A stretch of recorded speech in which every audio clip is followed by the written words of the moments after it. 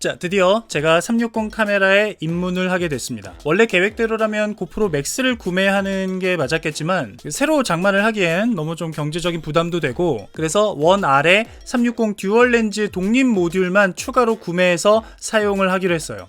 좀 우여곡절이 있는데요. 아무튼 원 아래 3종 세트를 다 보유하게 됐어요. 이럴 거면 사실 진작에 통합 세트를 샀으면 훨씬 저렴했을 텐데 늘 이런 식이에요. 이 원 아래 다른 모듈들의 리뷰는 다른 영상들을 참조해 주시고요. 오늘은 360 듀얼 렌즈 모듈에 대해서만 간략하게 리뷰해 볼게요. 결론만 말하자면 원 R은 이 360 듀얼 렌즈가 메인이에요. 언박싱은 특별한 게 없습니다. 달랑 모듈만 들어있기 때문이죠. 다른 모듈과 다른 점이라면 이렇게 코어 모듈을 살짝 덮도록 디자인이 돼 있어서 견고한 느낌을 준다는 거예요. 그리고 360 카메라의 특성상 렌즈가 양쪽으로 돌출이 돼 있어서 평상시에 렌즈를 보호하기 위한 렌즈 캡을 제공합니다. 촬영 시에도 렌즈를 보호할 수 있는 렌즈 가더라는 것도 있는데 비싸서 안 샀어요. 그래서 기존 원 R의 렌즈 모듈만 교체해주면 이렇게 360 카메라로 변신합니다. 이 원 R의 모듈 시스템은 확실히 좀 볼수록 신기하긴 해요. 자, 얘는 같이 구매한 인비저블 스틱인데요. 얘까지 리뷰를 하면 영상이 너무 길어질 것 같아서 원하시는 분들은 댓글로 남겨주시기 바랍니다. 얘도 굉장히 괜찮아요. 스펙을 보면 최대 해상도 5.7K에 30프레임/세컨드라고 하는데 고프로 맥스가 최대 5.6K거든요. 거의 비슷하죠. 슬로우 모션으로는 4K에 50프레임/세컨드, 그리고 3K로 가면 100프레임/세컨드까지 지원을 합니다. 고프로 맥스는 3K에 60fps를 지원하는 걸로 알고 있어요. 그것도 최근에 업데이트를 통해서 적용된 건데 해상도나 FPS 선택의 폭은 원 R이 훨씬 넓은 것 같아요. 색감은 호불호가 있을 텐데 다른 모듈에서도 그랬지만 전반적으로 색온도가 고프로에 비해서 좀 높은 편이에요. 고프로의 색감이 콘트라스트가 좀 높고 쨍한 느낌이라면 원 R은 색온도가 좀 더 높고 더 부드러운 느낌이 들죠. 그리고 HDR 모드와 익스포트할 때 컬러 플러스 기능을 더하면 그 정도가 극대화됩니다. 약간 알록달록한 느낌이 드는데 개인적으로는 고프로의 색감이 좀 더 익숙하긴 해요. 예전 원 R 리뷰들에서 공통적으로 얘기했던 게 원 R은 MP4로 변환하는 과정을 거쳐야 해서 그게 불편하다는 거였는데 360 카메라는 태생상 이 두 렌즈에서 찍은 파일을 합쳐주는 스티칭이라는 과정을 거쳐야 돼서 어차피 1차 편집 과정을 거쳐야 하기 때문에 그게 단점으로 느껴지지 않았어요. 그리고 원 R의 가장 큰 장점은 바로 이 모바일 어플인데요. 튜토리얼부터 360 카메라의 시그니처 영상들을 만들 수 있는 템플릿들이 굉장히 잘 돼 있어서 웬만한 것들은 자동으로 만들어줍니다.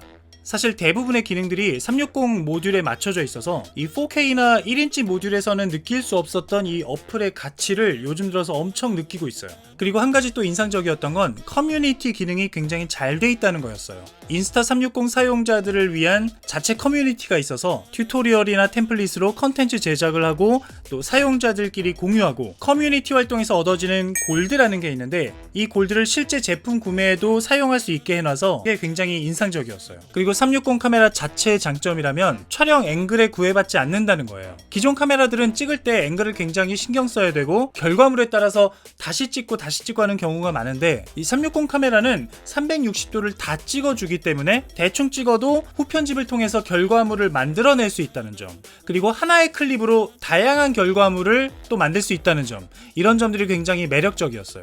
자, 좋은 얘기 했으니까 이제 단점을 몇 가지 꼽아볼게요. 이건 원 R의 단점이라기보다는 360 카메라 자체의 한계라고 생각이 되는데 생각보다 화질이 떨어집니다.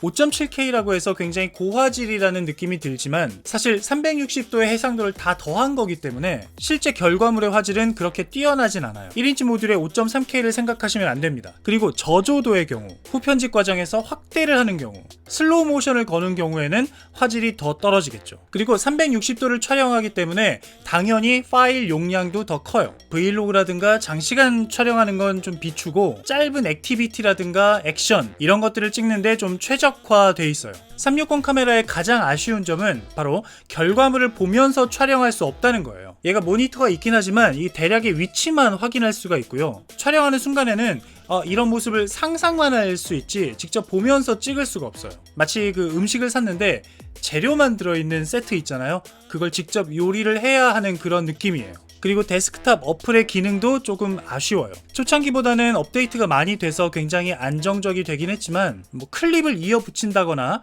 음악을 삽입한다거나 이런 세부적인 편집은 불가능합니다. 이 짧은 클립을 SNS에 올리는 모바일 위주의 사용자라면 모바일 어플만으로 뭐 크게 아쉬움이 없겠지만 저처럼 2차 편집 과정을 거쳐서 유튜브 같은 데 올리는 유저라면 굉장히 좀 불편함이 있을 거예요. 하지만 프리미어 프로 사용하시는 분들은 전용 플러그인이 나와 있다고 하니까 뭐 이런 중간 과정을 거치지 않아도 될 것 같고요.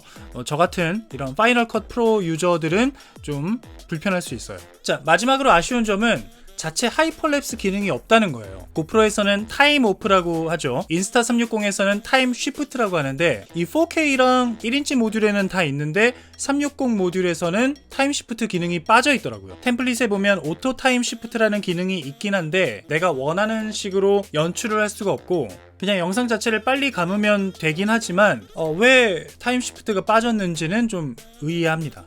제가 고프로 맥스를 아직 사용해보지 않아서 정확히 말씀드리긴 힘들지만 그 스펙상으로만 보면 이 모니터 스크린, 또 히어로 모드, 파노라마, 타임 오프 뭐 이런 하드웨어 기능으로는 고프로 맥스가 조금 더 우위에 있는 것 같고요. 템플릿을 이용한 실제 활용도 그리고 가성비 제일 중요하죠. 이런 면에서는 인스타 360 원 R도 꽤 괜찮은 선택이지 않을까 싶어요. 제가 사실 인스타 360 이렇게 추가 모듈을 구매하면서까지 좀 더 투자하기로 한 이유는 얘네가 좀 더 커질 것 같은 가능성 때문이에요. 지금은 명실상부 고프로가 액션캠의 대세죠. 그리고 소니는 이제 뭐 액션캠에서 거의 손을 뗀 것 같고 그리고 오스모 액션도 아직 다음 모델의 소식이 없죠. 근데 인스타 360은 요즘에 굉장히 마케팅을 열심히 하고 있어요. 아까 커뮤니티 얘기도 했지만 SNS 같은 거 보면 실제로 유저들이 굉장히 많이 늘어나고 있는 걸 알 수가 있고 그리고 기기 자체도 최초에 제가 리뷰했을 때보다 여러 가지 면에서 업데이트가 되고 개선이 돼서 지금은 굉장히